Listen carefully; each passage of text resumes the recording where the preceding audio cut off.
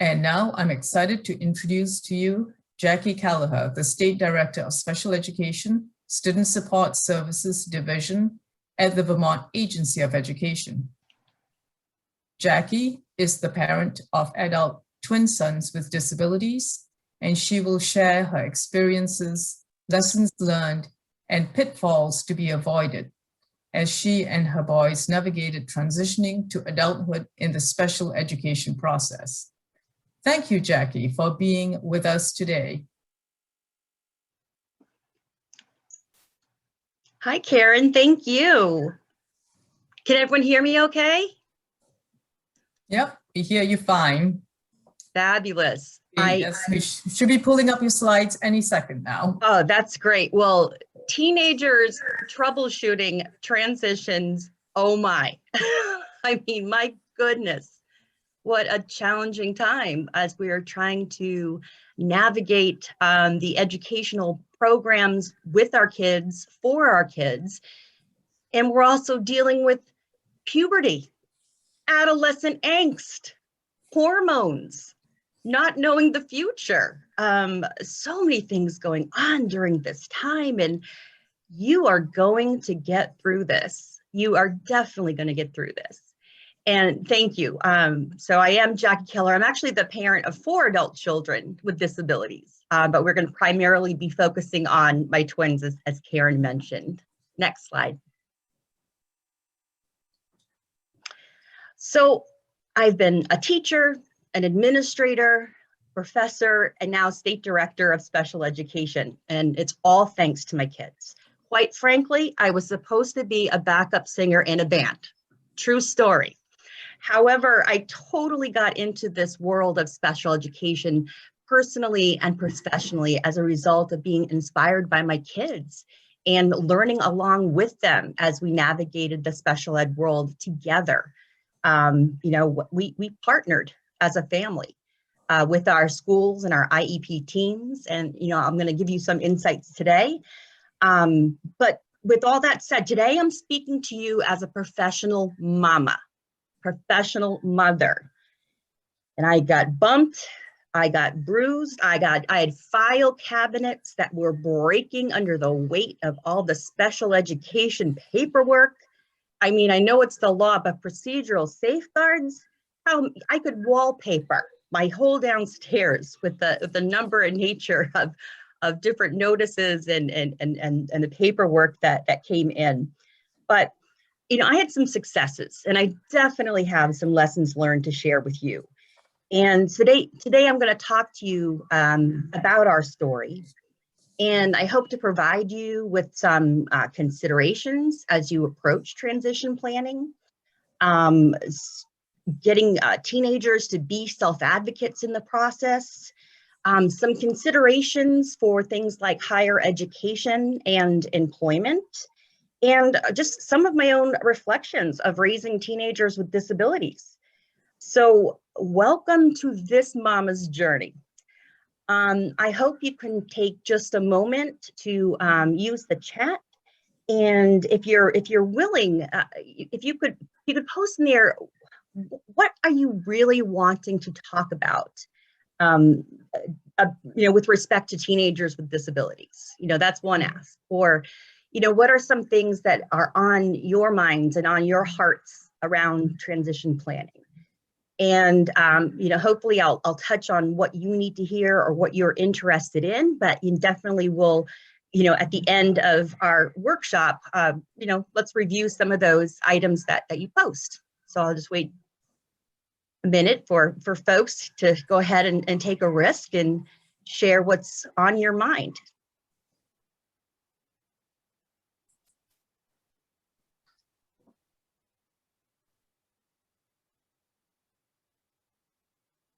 Okay, next slide, please. Yes, this is my family.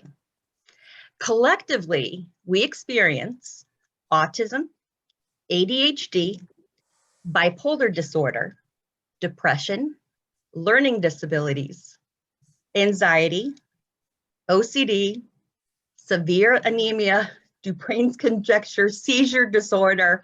And you know what? I'll even throw in psoriasis, which is a skin disorder which can be very difficult during the teenage years.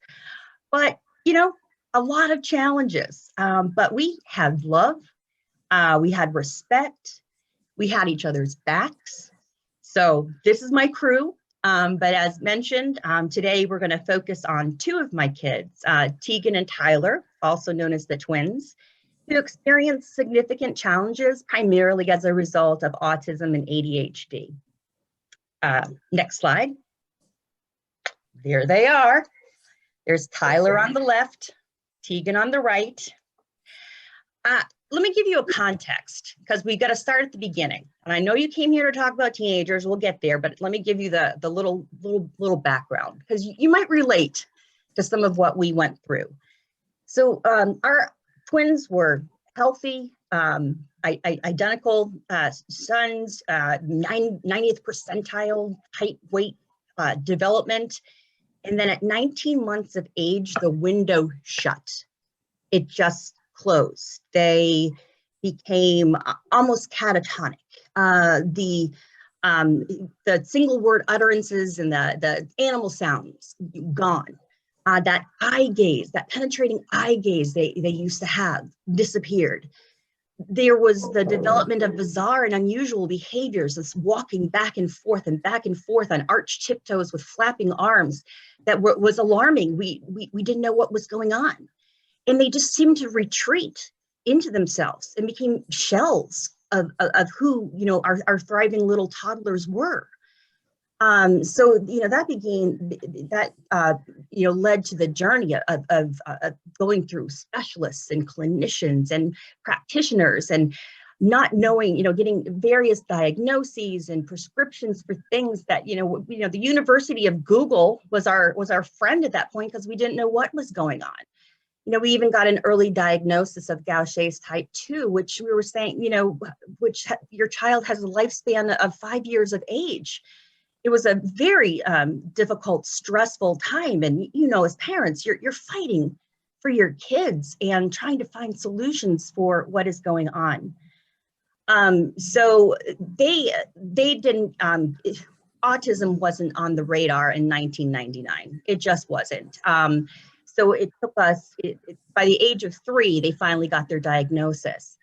But meantime, I was just that, as I was describing their like retreating, them going like inside internally, my mother gut was to just like get in their face and flood them with information and literature and stories. And I couldn't do it on my own. I even reached out to our local university, and I went into education classes and appealed to pre-service teachers and pre-service related service providers and asked them to come into our homes and to help us engage and to expose our kids to as much information as we could. And I was willing to sign off on any field experience papers or observation work or write letters of rep, anything.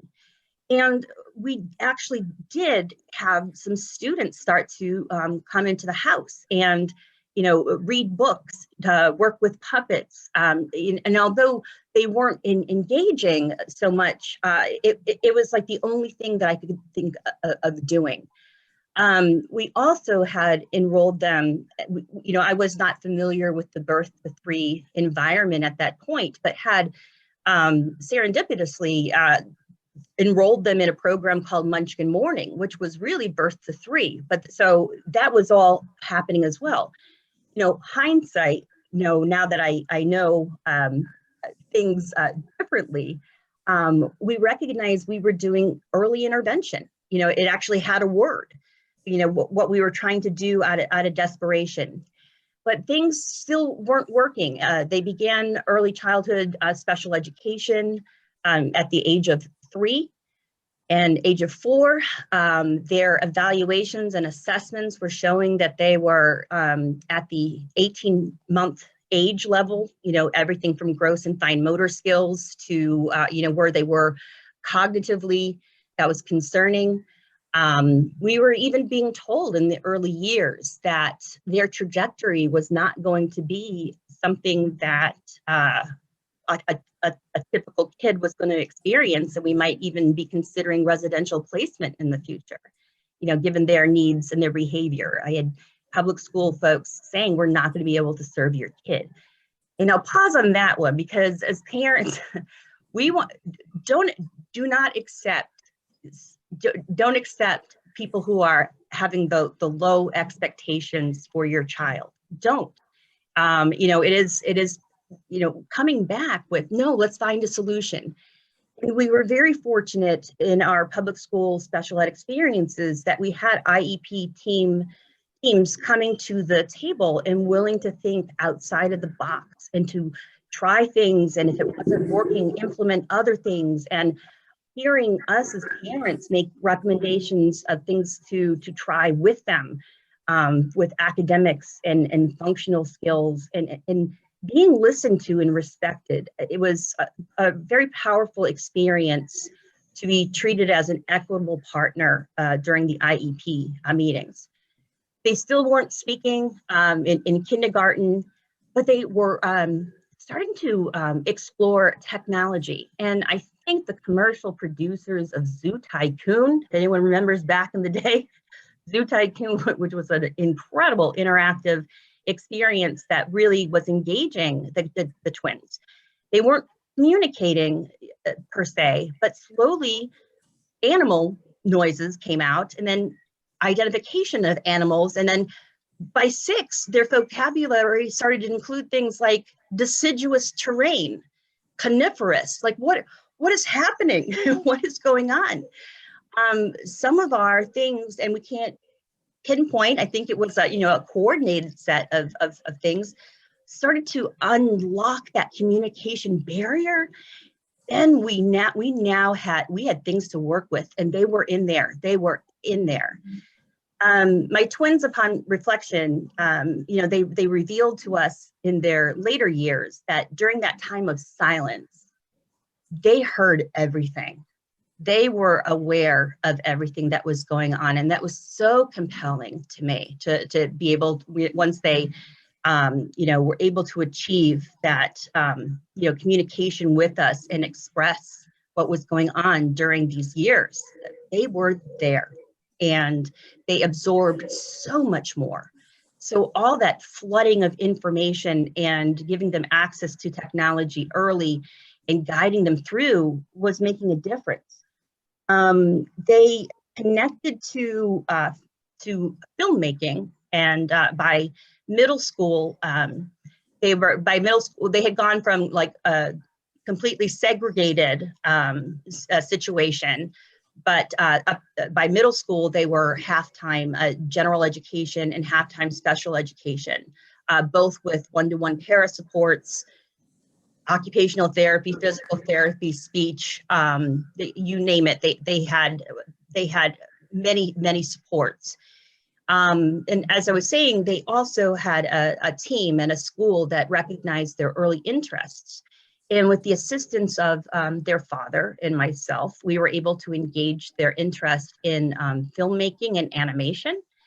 And we're able to teach them using Lego bricks, how to do some animation.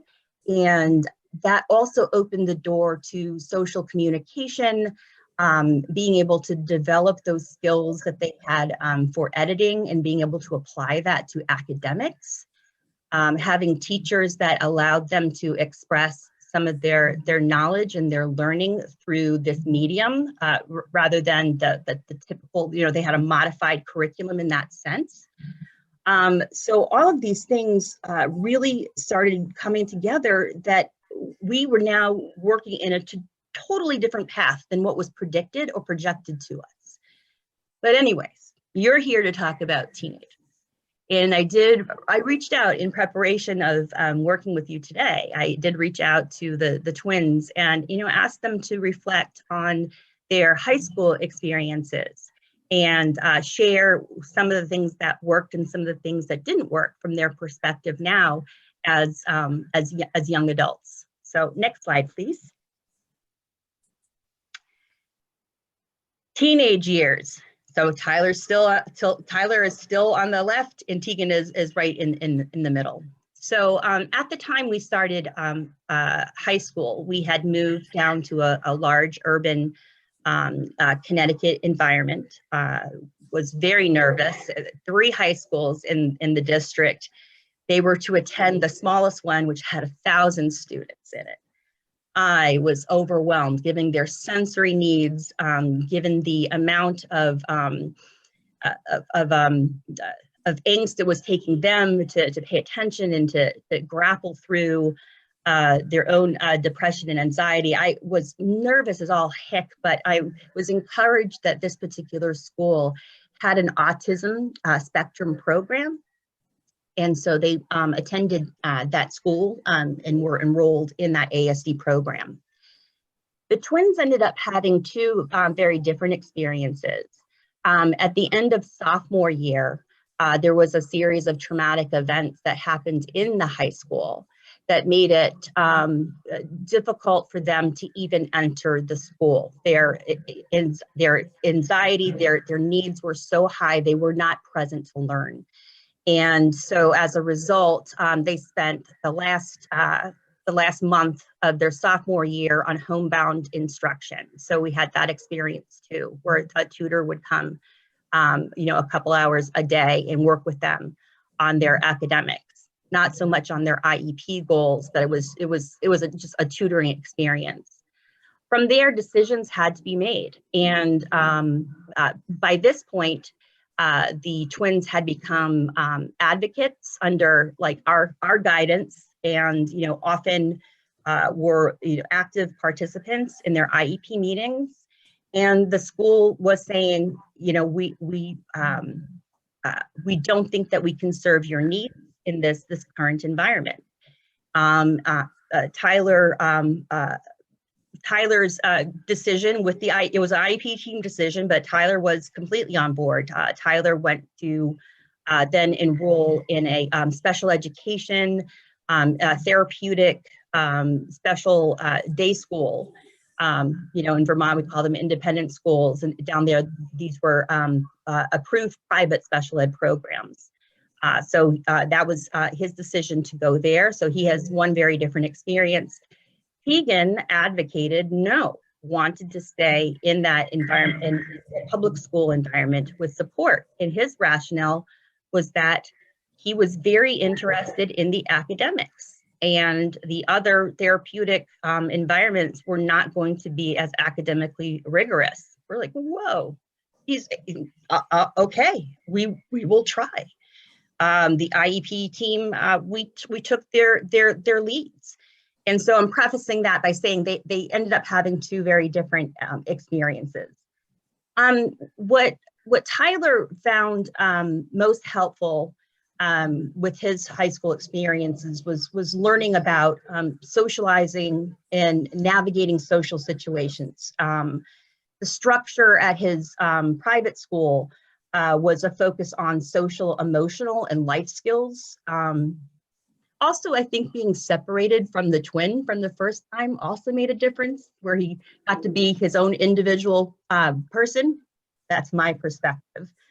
He still continued to have his passion of film and movies, and his school work to engage in his interests, which we want to do as part of transition planning, is tapping into those strengths, those interests, as well as needs. And we were fortunate to have that experience with our transition planning. He found working with teachers that were engaging and passionate about their subjects was super effective. He was still receiving services and supports. He had resource room, extended time, spoke very highly about his experiences with a collaborative co-teaching model of gen ed and special ed working together. He had modified grades, books on tape, Dragon Speaks software, counseling, speech. So he continued to have those services.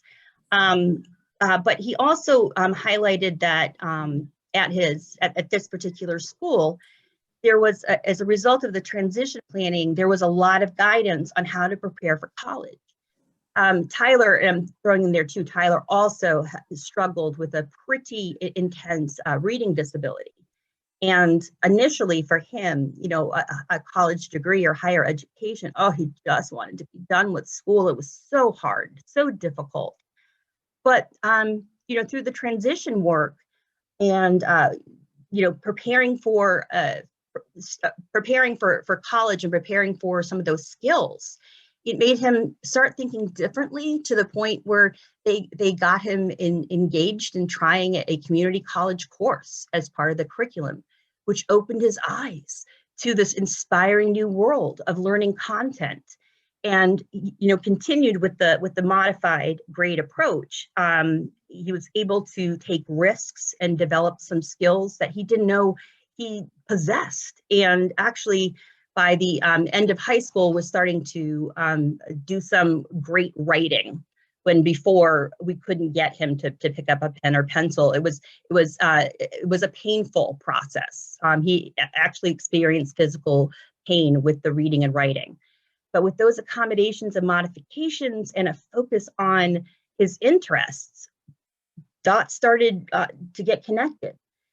He does reflect on wishing, now that he is an adult, he wishes that, you know, more of those like daily living skills and financial literacy is something he specifically named. You know, some of those other pieces, you know, wish that there could have been more attention to that now that he's in the real world. But and he's still, to this day, he wishes that, you know, folks could, through like direct instruction, help students figure out how to network and how to navigate friendships, or what to do in a toxic work environment, which I'll get to later.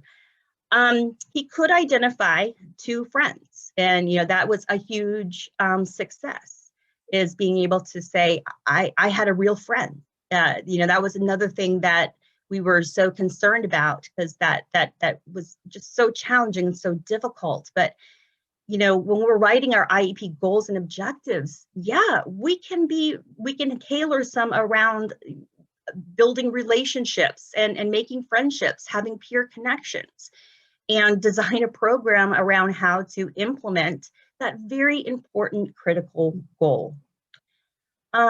He always needed time to decompress. He got overwhelmed very easily, but worked with folks that helped to direct, instruct coping strategies, and you know, developing mechanisms for being able to address those overwhelming situations. He thinks fondly of events that the school was able to put together, that brought kids together socially into, you know, the outside world environment, where they could make connections beyond the school walls. That was very important to him.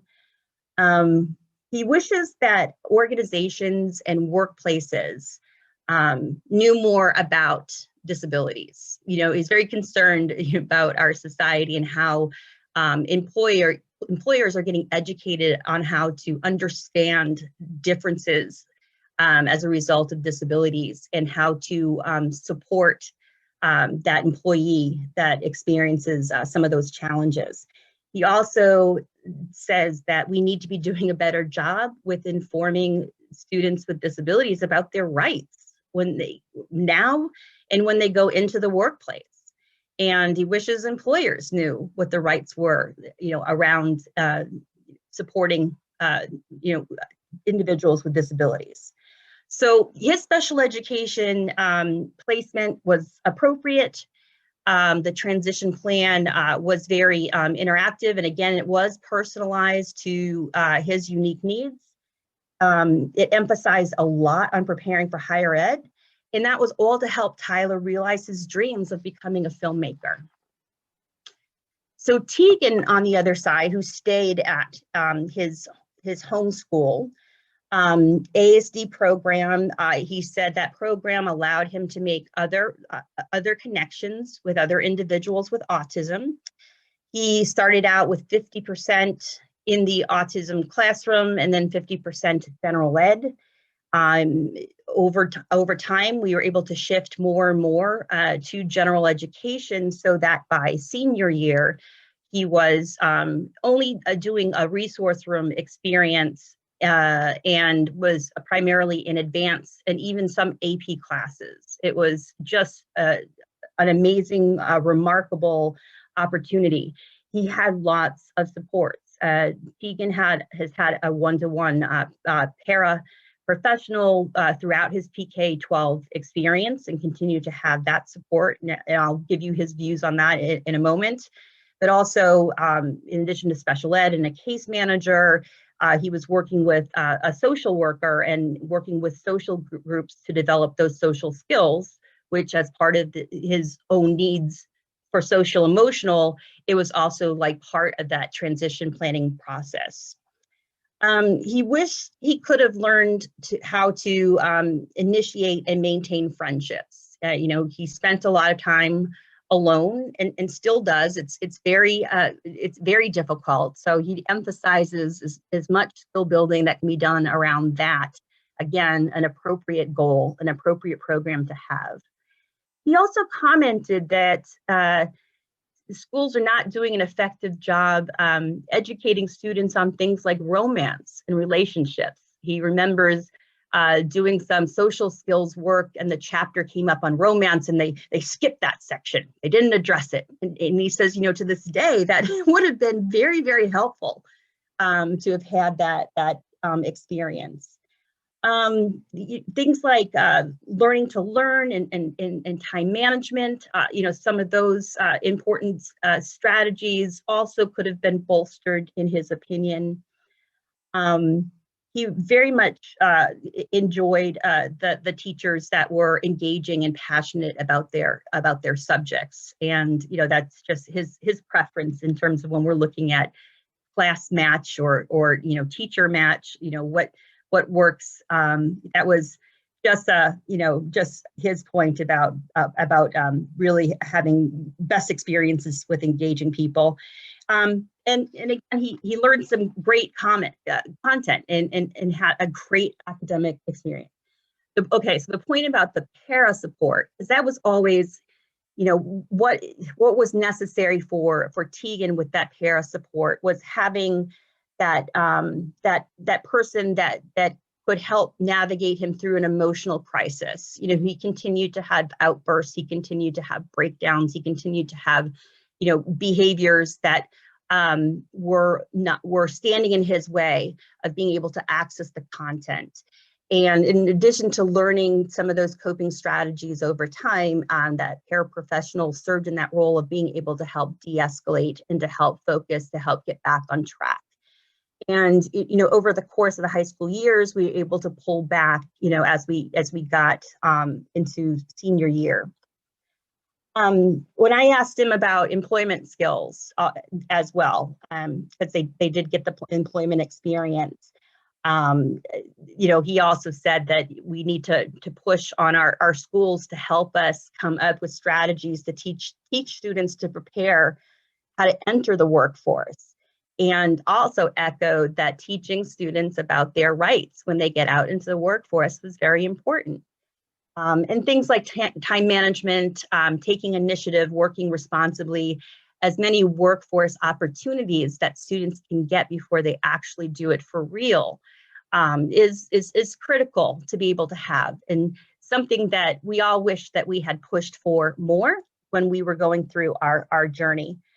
Tegan's passions have been sciences and math, languages. He's learned 9 languages, some on his own, some through the academics that he was provided. He thinks it was so important that despite his label, despite his needs, he expressed that interest in a rigorous curriculum and was given the opportunity to try. And he flourished. It was a risk. We, didn't know what the outcome would be. And he just started getting excited. He made a goal for himself. He was going to take calculus. Like, what?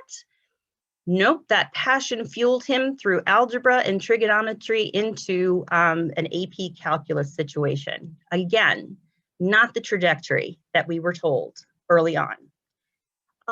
He does commend that opportunity to have a specialized program around autism where people really understood the nature of his disability, were really able to help give some great recommendations of teaching strategies and interventions that were helpful. It was a collaboration with gen ed and special ed for sure. That was also important. But like Tyler can identify at least one friend that he made that considers a bona fide real friend. But also, to conclude some of Tegan's thoughts, just the words that he was sharing is, listen to your child. Your child. You are the expert on your child, and look for all the transition resources you possibly can.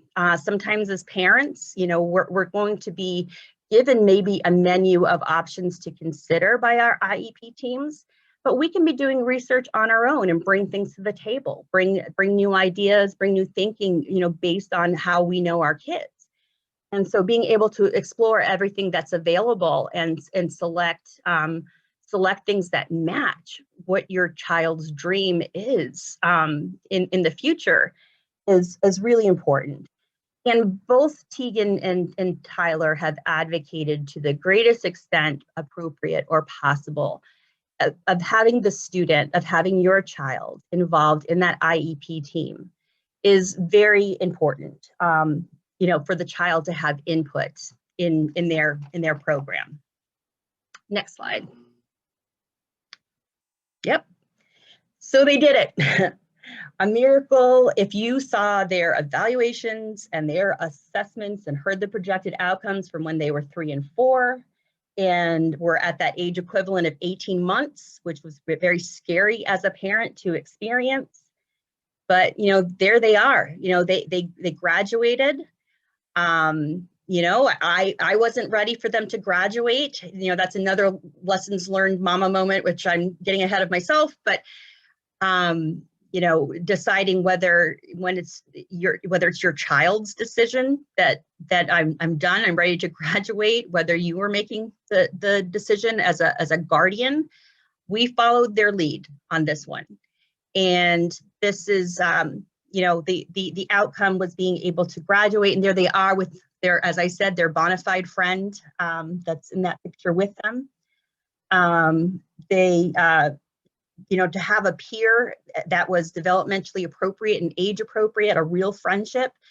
Tyler ended up finishing high school program from that special ed program. Again, that IEP decision that was led by Tyler. Tegan graduated National Honor Society and at the top of his class. Again, attending one of the toughest urban high schools in Connecticut, where he advocated to stay in that public high school. But this was a wonderful opportunity that we got to realize together as a family. So next slide. So I'm going to talk a little bit about the law. I know you know it. I know you have reviewed it. But this was a whole new world for us with the transition piece, and I wasn't sure what some of these things meant. So I just wanted to highlight a couple of the rights under the IDEA regarding youth with disabilities. And so we know that beginning at age 16 or before, if appropriate, my kids were at the table younger than 16. Being able to talk about their needs and interests and their ideas about things, but definitely by 16, having those measurable post-secondary goals that include the transition services, statement of rights. So we'll talk about that in the next few slides. Next, please. So the transition services. We've got to have appropriate measurable goals. So these goals need to be specific. They need to be measurable. They need to be attainable. They need to be time bound, so that there is a time parameter with which we're going to be looking at if progress is being made. Because if progress is not being made, let's switch it up and try something else. So we're thinking about is it going to be future training or education or employment, independent living skills. It's like doing a backwards mapping process. Where do we see them? What are the skills that they need to get there? And let's develop that program around those components. And certainly the transition services needed that are out there, to be able to help. Is it going to be vocational rehab? Is it going to be one of the other services that are being offered in the state that we can bring to the table soon? Next slide. This was also, something that took, pause for us. A year before your child is turning 18. The discussion is the rights transfer. So your child is now going to be in charge of their services if they're turning 18, during the school year. And so it's time, to start making decisions, but you've got to be notified like a year in advance that this is going to happen. But at that point, when your child is in charge, you are the student is becoming their own decision maker at that point. And parents are invited to participate. So that was a big realization and a wake-up call to us, because we had been so involved in this process. Next slide. And this continues just to express the transfer of rights at age of majority. And these are things that you are going to be thinking about. Are we ready for this?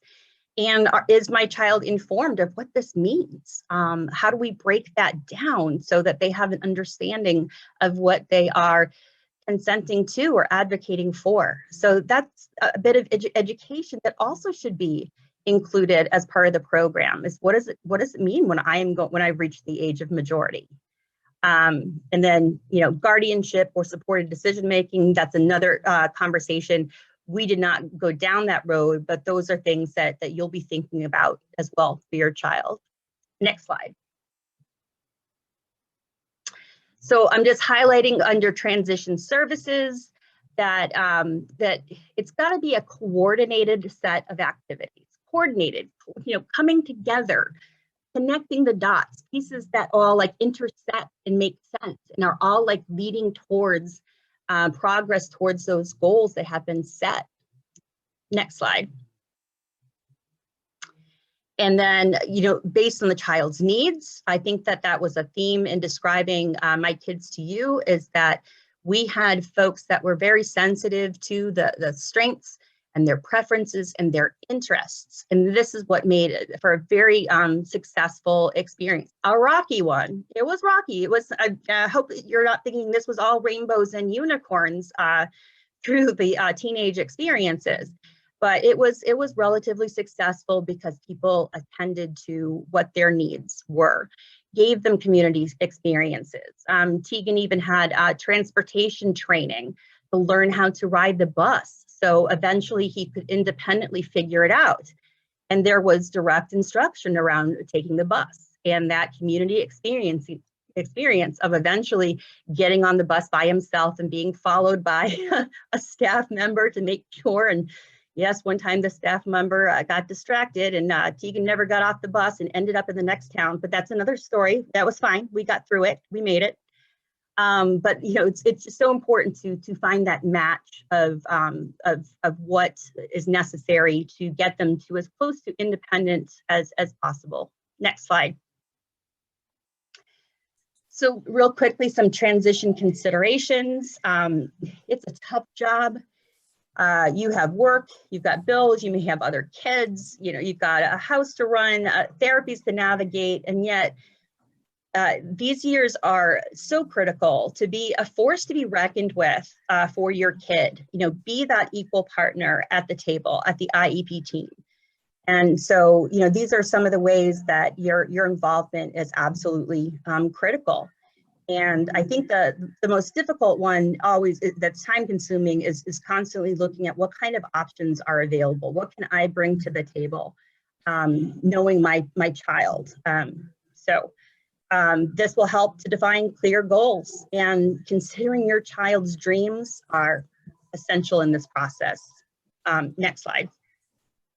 So Jackie, we're getting up close to 15 minutes before your presentation ends. And just to remind you, there's quite a bit in chat.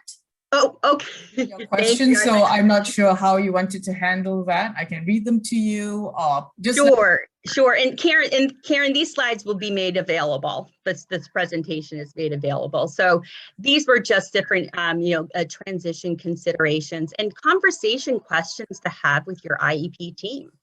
And I just wrote these in question form, but I've covered them, I think, through what I have shared with you about our own experiences. Next slide. IEP and self-advocacy, this was huge. This was also direct instruction. Some of it was my own, but having Tegan and Tyler at the table to weigh in. We did a lot of role playing the night before. We would go through what's working, what's not working, what would make things better. What are the things that you need to be able to pursue your dreams. And we did a lot of role playing. Their special ed teachers did role playing with them as well. And it got them to be active advocates. And by the end of their high school experience, they were leading their IEP meetings. Next slide. Yep, so just advice from the twins for students about advocating and recognizing that there could be disagreements and how to think thoughtfully about working with other people on your team and being reasonable and being prepared. And they said there's a difference between being assertive and being aggressive. And for students, you don't want to be too aggressive, but you can be assertive. Next slide. Yes, and these were some other skills they hoped that students could adopt as part of being a good team player.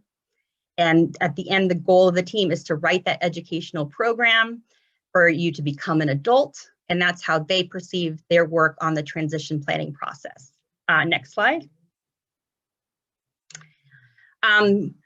Post-secondary school challenges. I will just list that, again, your IEP is your PK through 12 experience. It doesn't exist by the time you get to college. Many college, connecting with post-secondary disability counselors is absolutely critical to do it before your child is entering a higher ed environment. Many staff will look at the IEP. They will look at the summary of performance and will help frame accommodations and modifications or different supports they have available based on those documents. But as you know, they are not required to implement the IEP. So this was also to drive home that the importance of learning those behaviors and social skills and learning skills and study skills. If your student is interested in training or in a 4-year or any post-secondary program. Next slide. And these were some things that were also like a shock to us was some of the difficulties with the campus climate. And faculty, professors, staff, they don't necessarily have the preparation of working with students with disabilities. So self-advocacy was important. Our young adults are expected to advocate for themselves, to go to their faculty and staff with their certification showing they have a disabilities, and these are the accommodations and modifications that must be provided. But it's on the student to do it. It's not, mamas and papas, we're out of luck. That's not our job. They won't listen to us at that point. It's got to be from the students. Next slide. Student behaviors and skills. Communication, social skills, all of these pieces need to be considered during your transition planning process early and do it now. Next slide. Student behaviors and skills, more of this. And again, I hope that you will be able to take these on your own and look at how these could be turned into different goals and objectives in your transition plan. Next slide. These 3 slides are typical like recommendations when you're considering employment. My sons did have a gap year where they tried an employment experience, and they got through it, but it was very difficult for them. And so these were some cautionary tales about thinking strategically by age, how to lead your child to seeking gainful, meaningful employment. For us, it was a little messy because we had less on the employment training as we did in the other areas. And again, as the twins articulated, they wish there could have been more. So next slide.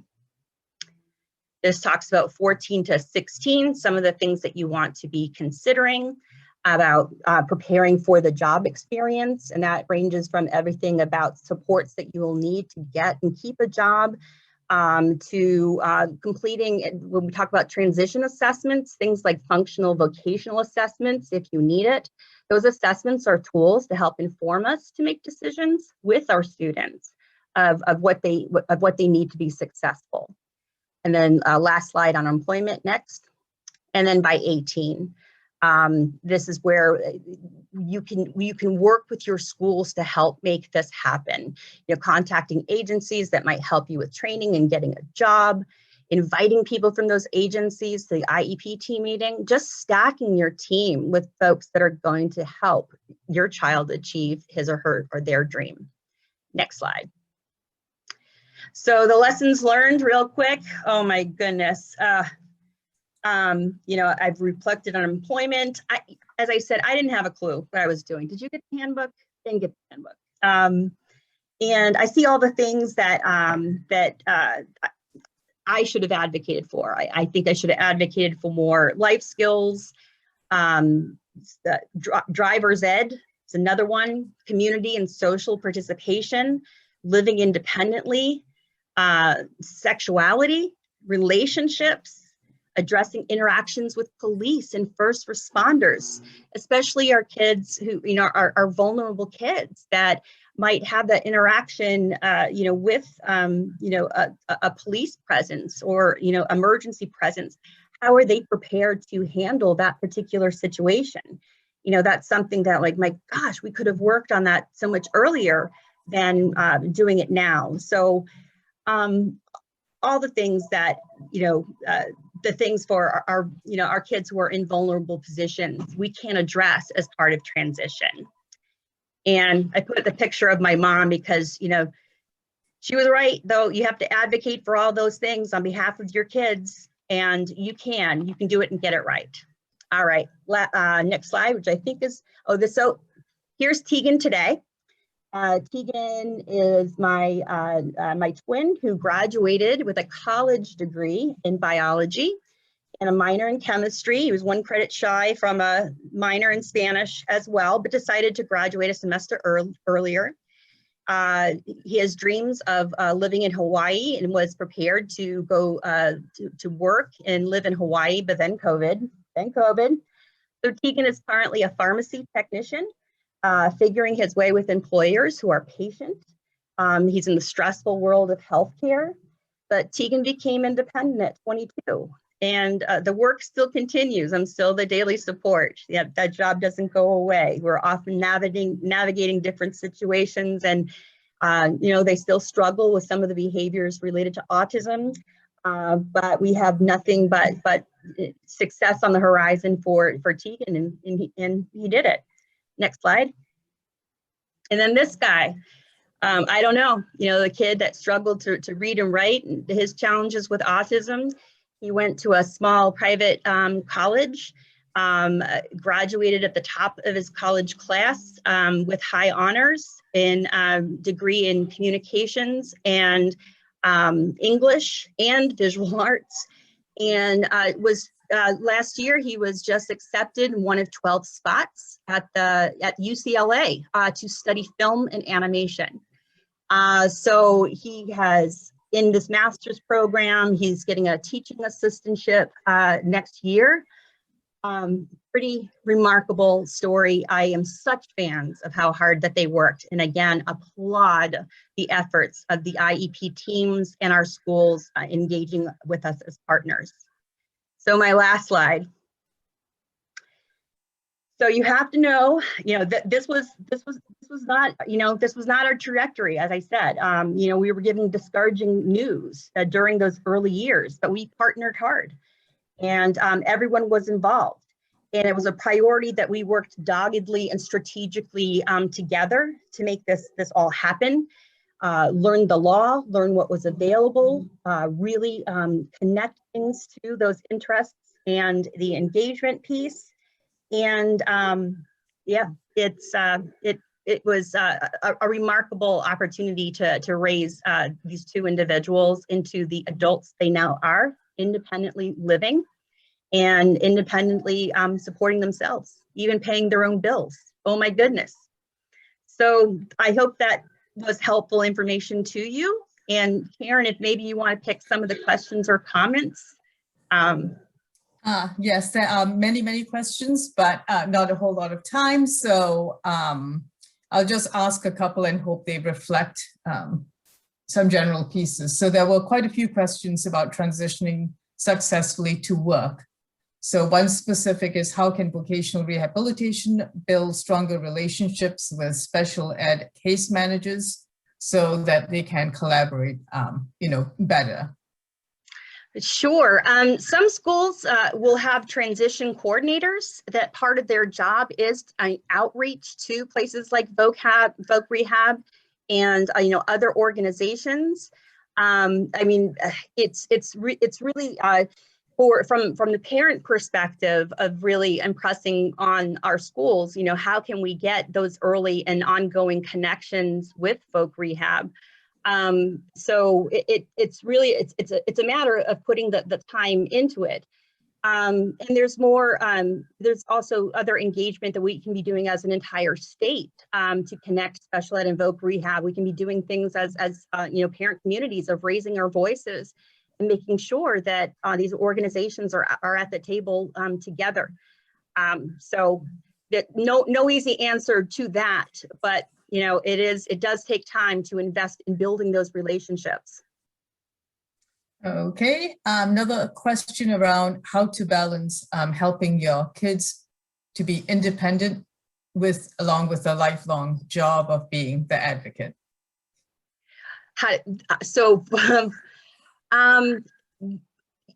It's really about identifying, what are the independent skills that student needs, what resources they're going to need, to have that plan available in advance. And that's why working like earlier rather than later, because all of a sudden they're 17 and they're about to be independent. It's having that early action plan. And it is difficult because you do want to continue to advocate after your child has gone beyond PK through 12, and that there are the barriers of confidentiality and privacy that employers or higher education can't breach. So it's harder to have but it's checking in with your student, also making informed decisions about next steps, guiding them of where they're going to work or what school they're going to attend. To make sure that there are going to be the supports in place to help them be successful. Okay, probably time for one or two more. How can I empower teens to follow what they love when what they love is not what I think is healthy for them? For example, video games, sodas. Oh, I have is with the video game piece. Wow. There are more and more opportunities. Karen, you're not going to like this answer too. There are more and more video game job-related opportunities on the horizon. One of my daughter's fiance right now is in the world of esports, is attending like a major in a university down in Connecticut on video game design, of video game marketing, of marketing esports. Are there ways that you can take the interest and look at what is actually available? How, or what is it about the gaming? What is it about the gaming that's of interest? Is it the animation? Is it the storyboard? Is it the sound? Are there elements that you can explore as an actual profession with your student with the right supports? And there are programs that are out there for individuals with disabilities who are interested in everything from film and animation to video game designs that are available in the country to look into. So I think high, think aspirationally, and be creative in how that could, what is it about that interest that could become some sort of profession? Okay, Jackie, so we are basically out of time. I'm just going to, mention that one of the parents mentioned that she would love the advice from your teams available so she can print them out for her daughter. Wonderful, wonderful.